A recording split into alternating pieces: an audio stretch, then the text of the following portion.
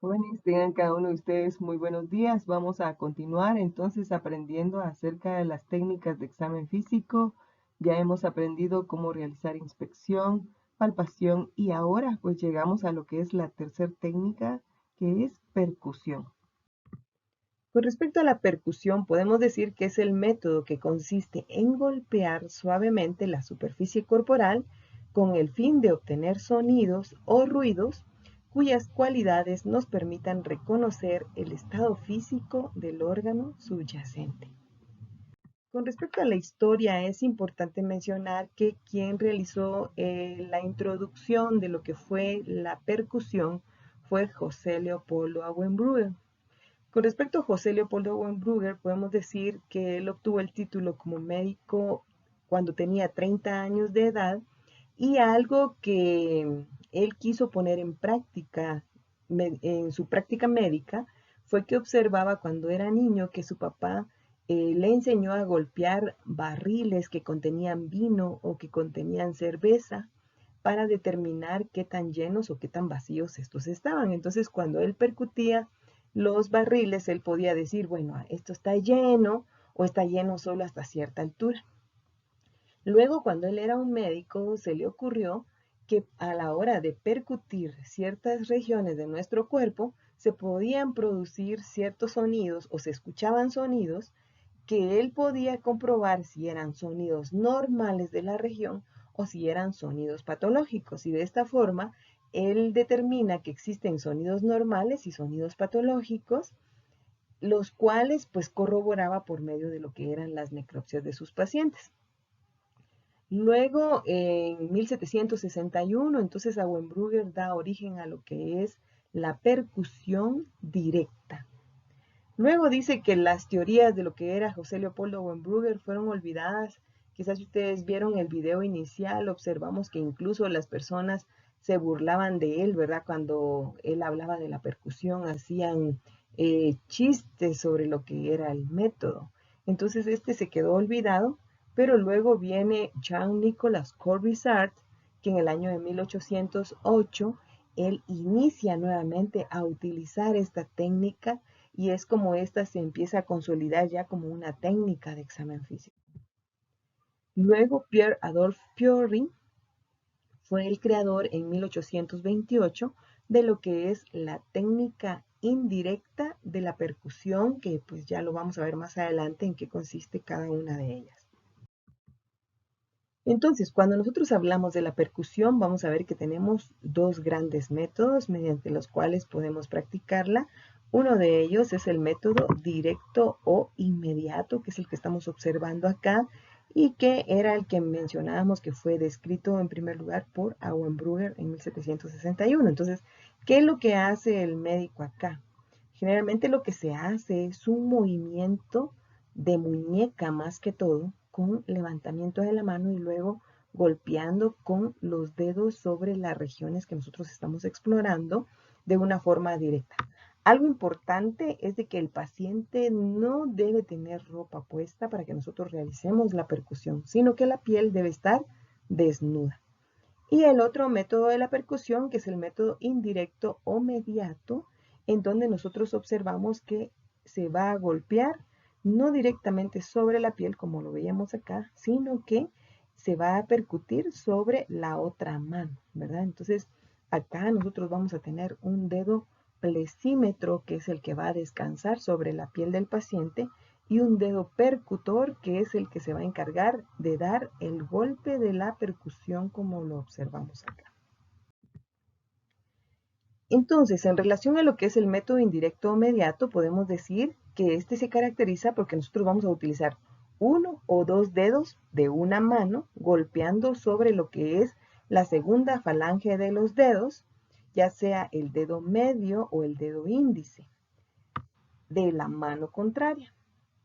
También vamos a decir que el dedo que produce el golpe, este dedo se va a llamar percutor o plexor.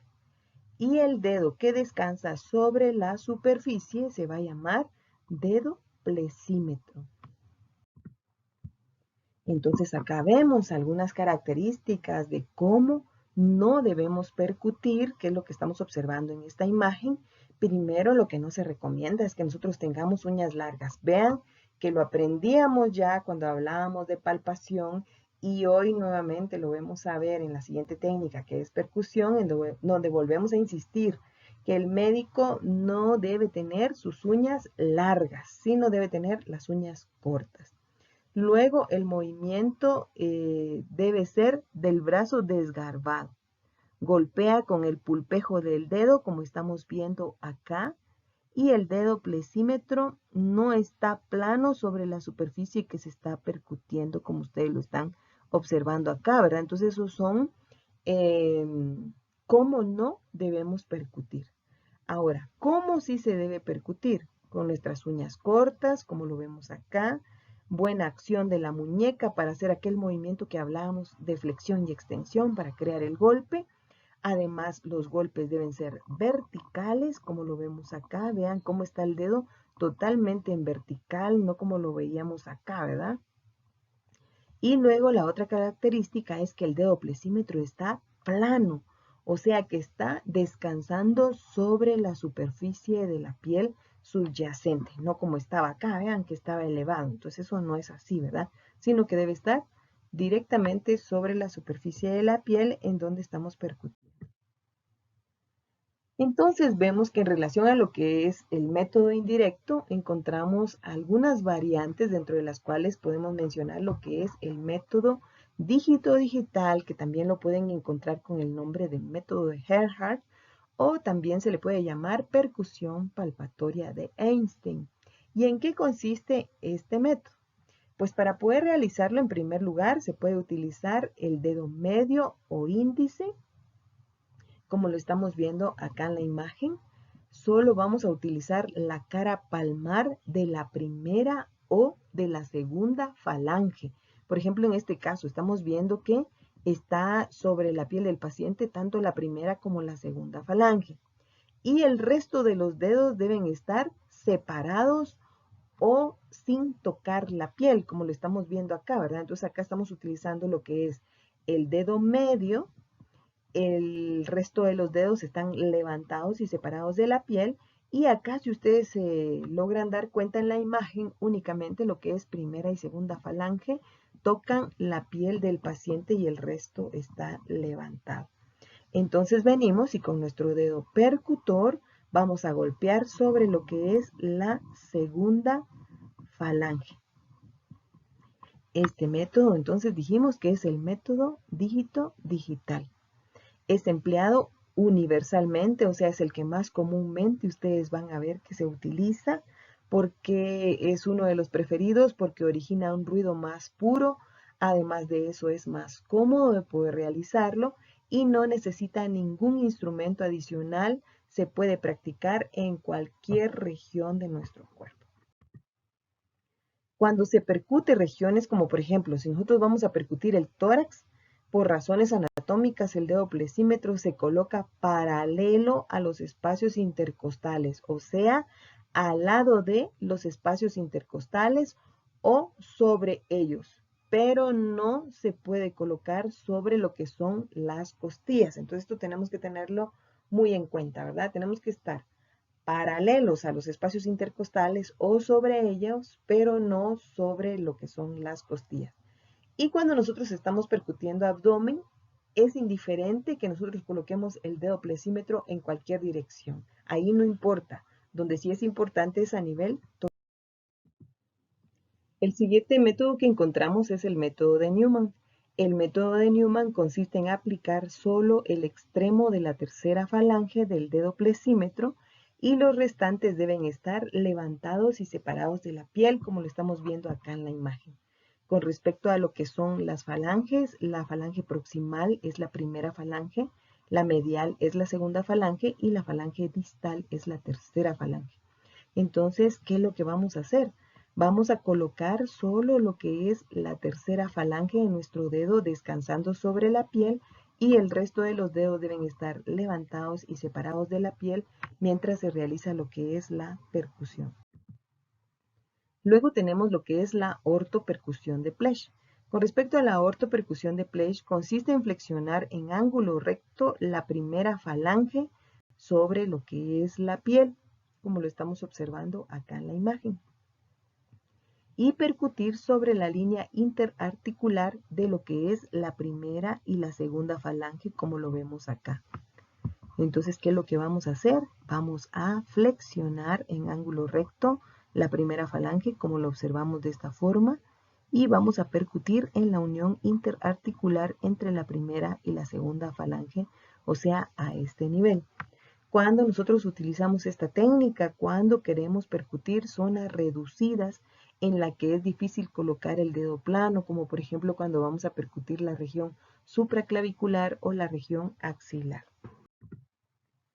El golpe de la percusión es importante que ustedes sepan que debe ser un movimiento rápido, suave, superficial, debe llevar un ritmo y debe tener siempre la misma fuerza y siempre se realiza con el mismo dedo.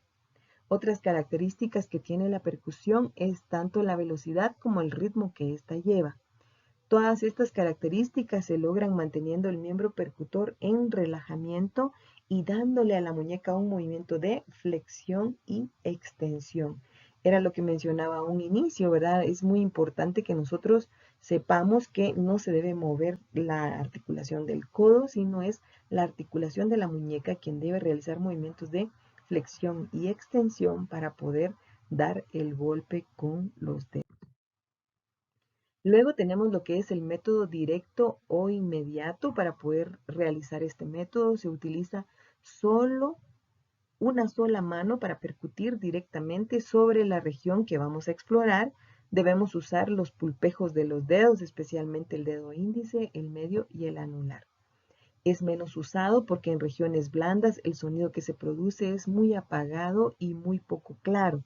Generalmente este método se utiliza para percutir clavículas y cuando vamos a iniciar lo que es la percusión en el tórax posterior para darnos cuenta si las bases pulmonares se encuentran ocupadas o están libres.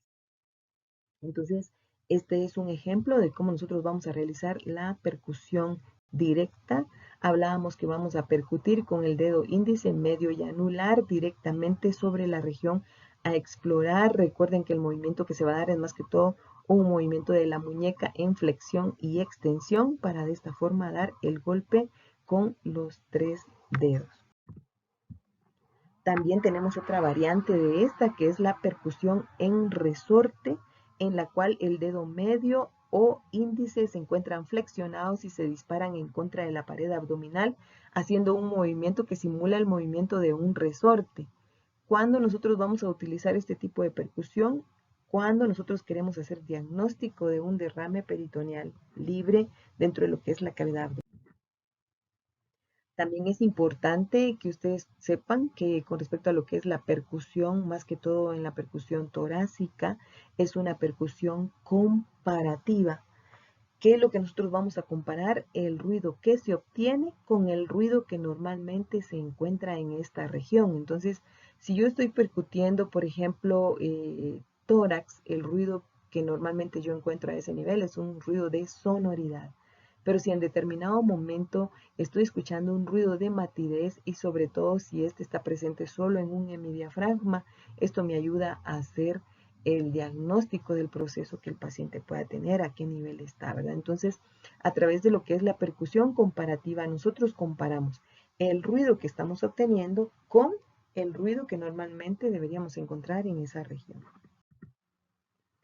También vamos a realizar percusión topográfica y con respecto a lo que es la percusión topográfica, esta nos va a servir para delimitar el contorno de los órganos.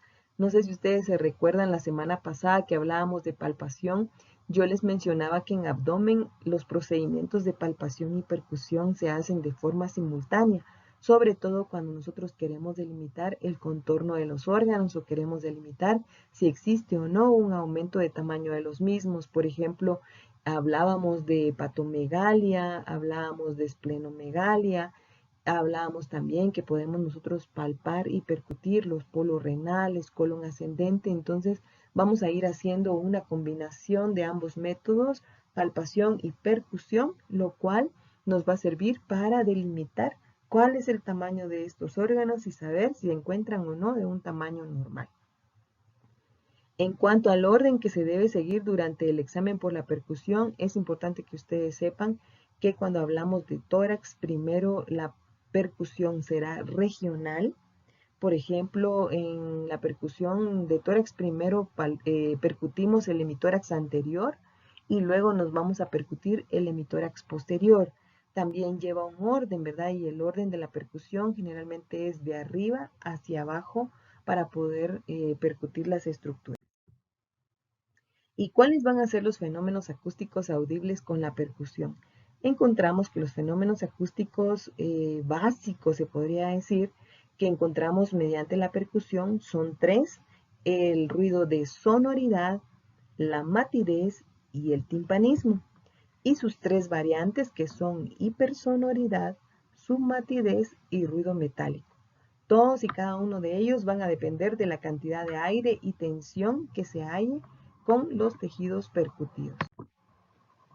Con respecto a lo que es la sonoridad, podemos decir que este es el ruido normal que se escucha al percutir el tórax, más propiamente cuando percutimos lo que son los pulmones.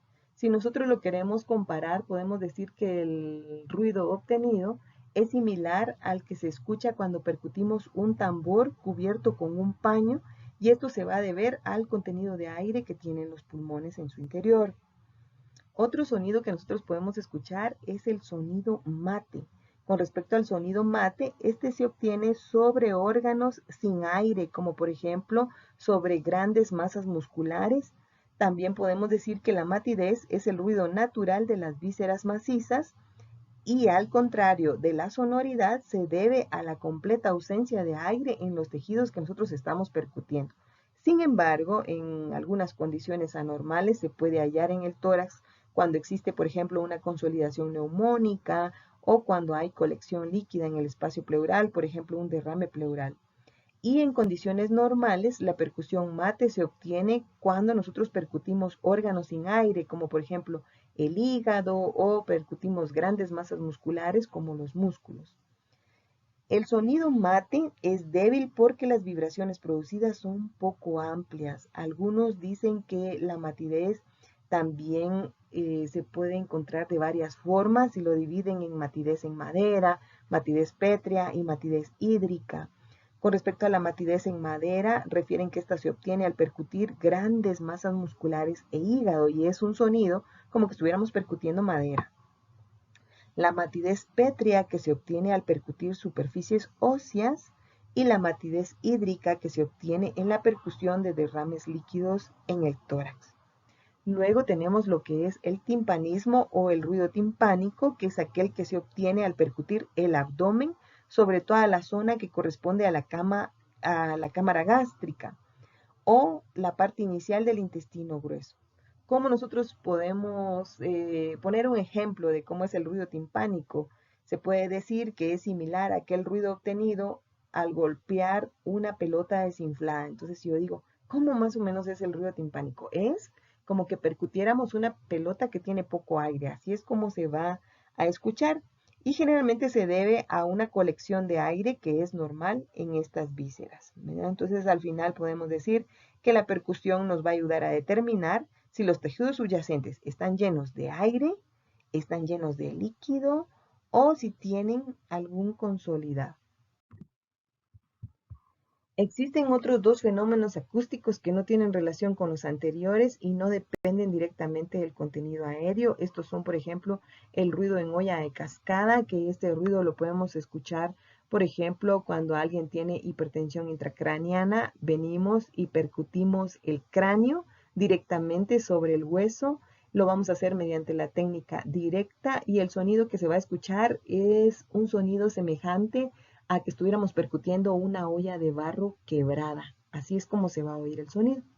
Y el otro sonido que escuchamos es el estremecimiento o frémito, que este lo podemos escuchar, por ejemplo, cuando una persona tiene un soplo cardíaco, ¿verdad? Entonces se escucha el soplo más una vibración o frémito. Entonces yo le diría lup, dup, lup, dup, ¿verdad? Entonces hay un frémito que se está percibiendo o una vibración. Dentro de los errores frecuentes que nosotros podemos cometer a la hora de realizar la percusión, primero es no ejercer la suficiente presión con el dedo colocado sobre la superficie de la piel, sino que se encuentre levantado, ¿verdad? Como veíamos en la imagen anterior. Otros que no separan el dedo que hace las veces de martillo sobre los otros dedos, ¿verdad? Sino que lo dejan ahí encima todo el tiempo y no, hay que elevarlo y volverlo a dejar caer como que estuviéramos dejando caer un martillo o estuviéramos martillando. Otros efectúan el movimiento de percusión a partir del codo o el hombro en lugar de hacer un movimiento de muñeca. Golpean también con la yema de los dedos en vez que con la punta del dedo, que es realmente lo que va a hacer la función como de martillo.